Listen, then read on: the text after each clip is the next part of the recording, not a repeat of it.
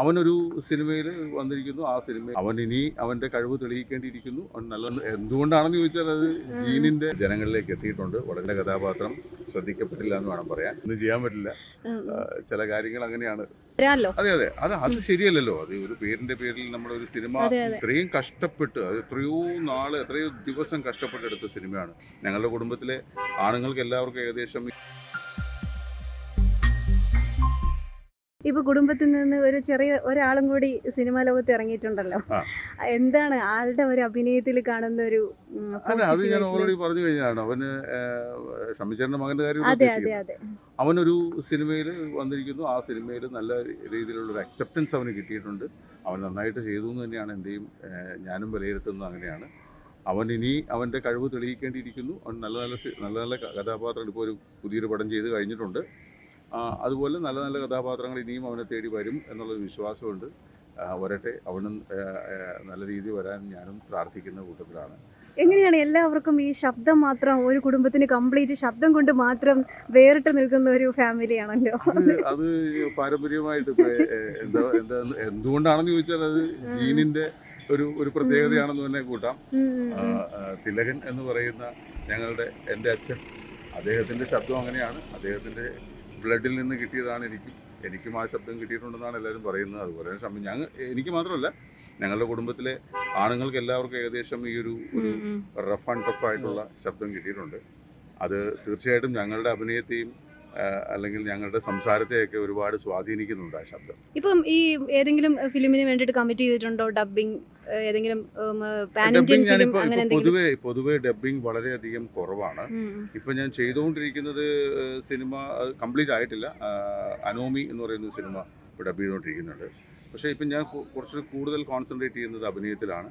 ഇപ്പോൾ ഞാൻ ഷെയ്ൻ നിഗം നായകനായിട്ട് അഭിനയിക്കുന്ന ദൃഢം എന്ന് പറയുന്ന സിനിമയിൽ ഷൂട്ടിംഗ് കഴിഞ്ഞ് വന്നേ ഉള്ളൂ. അതിൽ വളരെ ശക്തമായ അല്ലെങ്കിൽ വളരെ പ്രധാനപ്പെട്ട ഒരു കഥാപാത്രം. അതിനെക്കുറിച്ച് ഞാൻ കൂടുതൽ പറയുന്നില്ല, കാരണം കൂടുതൽ പറഞ്ഞാൽ അതിൻ്റെ ഷൂട്ട് കഴിഞ്ഞു. ഇനിയിപ്പോൾ അതിൻ്റെ ഡബ്ബിംഗ് ജോലികളുണ്ട്. തൊട്ട് മുമ്പ് ഒരു പടം കഴിഞ്ഞതേ ഉള്ളൂ. ആശാൻ എന്നാണ് പടത്തിൻ്റെ പേര്. ഇന്ദ്രൻസ് ആണ് അതിനകത്ത് മെയിൻ ക്യാരക്ടർ ചെയ്യുന്നത്. അതിൽ ഞാനൊരു വളരെ പ്രധാനപ്പെട്ട ഒരു കഥാപാത്രം. ഭയങ്കര ശ്രദ്ധിക്കപ്പെട്ട അതെ, വരുത്തൽ നല്ല ശ്രദ്ധിക്കപ്പെട്ടതായിരുന്നു. ഞാൻ തിയേറ്ററിൽ നിന്ന് കാണുമ്പോൾ പോലും തന്നെ പെട്ടെന്ന് ചേട്ടനിൽ നിന്ന് അങ്ങനെ ഒരു സംഭവം പ്രതീക്ഷിക്കുന്നില്ല. ഞാൻ തന്നെ തിരിച്ചുപോയി. പക്ഷെ അത് കഴിഞ്ഞിട്ട് കുറെ പടങ്ങൾ ഇപ്പോൾ ഇറങ്ങിയ പടങ്ങൾ ഇപ്പോൾ തുടരും. 2 സീനേ ഉള്ളൂ. പക്ഷേ എങ്കിലും വളരെ നല്ല രീതിയിൽ അത് ജനങ്ങളിലേക്ക് എത്തിയിട്ടുണ്ട്. വളരെയധികം നോട്ടബിൾ ആയിട്ടുള്ള ഒരു ക്യാരക്ടറാണ്. അതിന് തൊട്ട് മുമ്പ് ഗിർ എന്ന് പറയുന്ന ഒരു സിനിമ വന്നിരുന്നു ചാക്കോച്ചൻ്റെ. അതിൽ എൻ്റെ ഒരു ഗെറ്റപ്പ് ചേഞ്ച് ഉണ്ടായിരുന്നു. അത് എനിക്ക് തോന്നുന്നു പടം അധികം ശ്രദ്ധിക്കപ്പെടാതെ പോയതുകൊണ്ട് എൻ്റെ കഥാപാത്രം ശ്രദ്ധിക്കപ്പെട്ടില്ല എന്ന് വേണം പറയാൻ. പക്ഷേ എങ്കിലും കണ്ടവരെല്ലാവരും വളരെ നല്ല അഭിപ്രായം പറഞ്ഞു. എവിടേക്കോ അച്ഛൻ വന്നിട്ടുണ്ട് എന്നൊക്കെ പറഞ്ഞു. അത് സ്വാഭാവികം എന്ന് മാത്രമേ ഉള്ളൂ. ബാഹുബലിയിൽ ഞാൻ വോയിസ് കൊടുത്തേ ഉള്ളൂ. കൊടുത്ത് അത്രയും വലിയൊരു, അതായത് വില്ലന് വലിയൊരു സൗണ്ട് കൊടുത്ത ഒരാളാണ്. സിനിമയുടെ തുടക്കത്തിൽ സാധാരണ സ്വന്തം സൗണ്ട് യൂസ് ചെയ്യാൻ ചിലപ്പോഴൊക്കെ സമ്മതിക്കാതെ, അങ്ങനെ എന്തെങ്കിലും അനുഭവം ഉണ്ടായിട്ടുണ്ടോ? അത് സാറ് സിനിമയിൽ അങ്ങനെ എൻ്റെ ശബ്ദം ഉപയോഗിക്കാൻ പറ്റാത്ത അവസ്ഥ വന്നിട്ടില്ല. പക്ഷേ സീരിയലിൽ വന്നിട്ടുണ്ട്. സീരിയലിൽ എൻ്റെ വോയിസ് വേറെ ആളുടെ ഡബ്ബിയും അതിൽ നായകൻ്റെ വോയിസ് ഞാൻ കൊടുക്കുകയും ചെയ്തിട്ടുണ്ട്. അത് അങ്ങനെ ഒരു ദുരവസ്ഥ ഡബ്ബിങ് ആയിട്ട് ഒന്നും ചെയ്യാൻ പറ്റില്ല. ചില കാര്യങ്ങൾ അങ്ങനെയാണ്. ചിലത് ശരിയാകും, ചിലത്. ഇപ്പം സീരിയലില് ഭാവനയാണോ? ഭാവന കഴിഞ്ഞു. ഭാവന ഇപ്പോൾ ടെലികാസ്റ്റ് കഴിഞ്ഞു. ഇപ്പോൾ അറ്റ് പ്രസന്റ് ഇപ്പം ഞാൻ സീരിയലിൽ ഒന്നിലും അഭിനയിക്കുന്നില്ല. ഇനി ഏതെങ്കിലും പുതിയത് വന്നാൽ മാത്രമേ സിനിമ കുറച്ച് കൂടുതൽ കോൺസെൻട്രേറ്റ് ചെയ്യും. ഫാമിലി മക്കള് 2 പേരാണ്. ഇനിയിപ്പോൾ ഈ പറഞ്ഞ പോലെ പേര് മാറ്റേണ്ടി വന്നാൽ അതും മാറ്റേണ്ടി വരുമെന്നാണ്. മോളുടെ പേര് ദേവയാനി എന്നാണ്. അത് ദൈവത്തിൻ്റെ പേരാണ്. ദേവയാനി മാറ്റേണ്ടി വരുമോ എന്നറിയില്ല.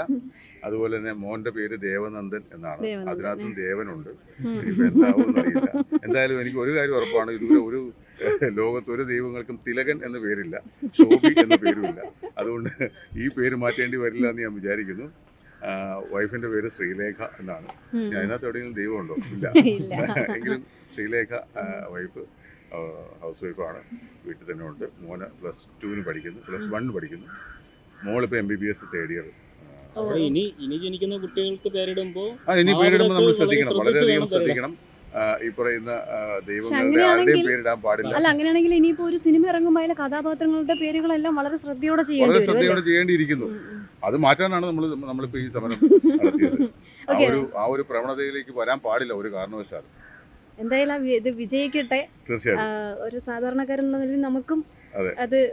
നമുക്കും നാളൊരു ഇങ്ങനെ വരാമല്ലോ. അതെ അത് ശരിയല്ലല്ലോ. അത് ഒരു പേരിന്റെ പേരിൽ നമ്മളൊരു ഒരു സിനിമയെ തന്നെ ബാധിക്കുന്ന രീതിയിലേക്ക് നമ്മുടെ ഒരു പ്രൊഡ്യൂസർ ഇത്രയും കഷ്ടപ്പെട്ട് ഇത്രയും പൈസ മുടക്കി ആ സംവിധായകൻ എത്രമാത്രം. ഞാൻ അഭിനയിച്ചാണ് JSK എന്ന് പറയുന്ന സിനിമ.